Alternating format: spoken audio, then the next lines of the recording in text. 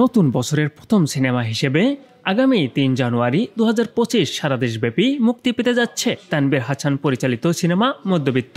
বর্তমান বাংলাদেশের মধ্যবিত্ত পরিবারের হাসি কান্না সুখ দুঃখের গল্পে নির্মিত সিনেমা মধ্যবিত্ত। আমি একবার যদি ধরি আর ছাড়ি না। সিনেমাটি মুক্তি উপলক্ষে ৩০ ডিসেম্বর ২০২৪ রাজধানীর অভিজাত একটি রেস্তোরাঁয় সংবাদ সম্মেলন অনুষ্ঠিত হয়। এতে উপস্থিত ছিলেন সিনেমাটির শিল্পী, কলাকৌশলী ও চলচ্চিত্র অঙ্গনের অন্যান্য অতিথিরা। সম্প্রতি প্রকাশিত ট্রেইলার এবং পোস্টার ইতিমধ্যেই দর্শকদের মধ্যে ব্যাপক আগ্রহ সৃষ্টি করেছে। সোশ্যাল মিডিয়ায় চলচ্চিত্র বিষয়ক গ্রুপগুলোতে চোখ রাখলে এমনই চিত্রই দেখা যায়। টিজারে ফুটে উঠেছে মধ্যবিত্ত জীবনের পরিচিত সমস্যাগুলো, যা দেখে মনে হবে যেন গল্পটি আমাদের নিজেদের জীবন থেকেই নেওয়া।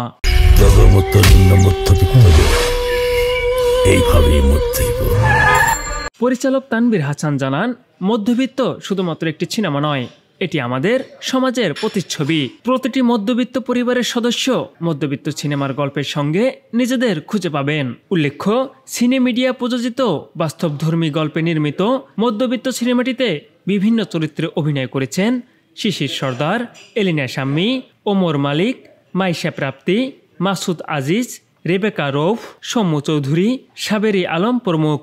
নতুন বছরের প্রথম সিনেমা মধ্যবিত্ত। আশা করি আপনাদের আমার সাংবাদিক ভাইরা যেরকম আমাকে যুদ্ধ করে আমার সার্টিফিকেট এনে দিয়েছিলেন সেন্সর বোর্ড থেকে, আশা করি আপনারা সেই রকম একটা যুদ্ধ করে আবার বাংলা সিনেমার দর্শকদের হলমুখী করবেন মধ্যবিত্তর মাধ্যমে। আমরা প্রত্যেকটা সিনে স্ট্রাগল করেছি, আমরা প্রত্যেকটা লোকেশনে যে স্ট্রাগল করেছি। এই তানভীর ভাইয়ের জার্নি আরো অনেক লম্বা। আমরা যারা কলাকুশলী বা আর্টিস্ট তার সঙ্গে সংশ্লিষ্ট হয়েছি কাজের শুরুতে, সেই থেকে এই পর্যন্ত আমরাও কিন্তু তার সাথে সাথে স্ট্রাগল করে গেছি শুটিং শেষ হওয়া পর্যন্ত। তখন আমি ফিল করেছি যে একজন মধ্যবিত্তর ফিলিংস কতটা কষ্ট। মানে সে একটু আমাদের খোকন, আমি আসলে ইমোশনাল হয়ে গেছি। আমাদের খোকন ভাইও বলে গিয়েছেন চাইলেই ওরা না অনেক কিছু করতে পারে না, আসলেই তা। সো প্রত্যেক মধ্যবিত্তদের গল্প এটা।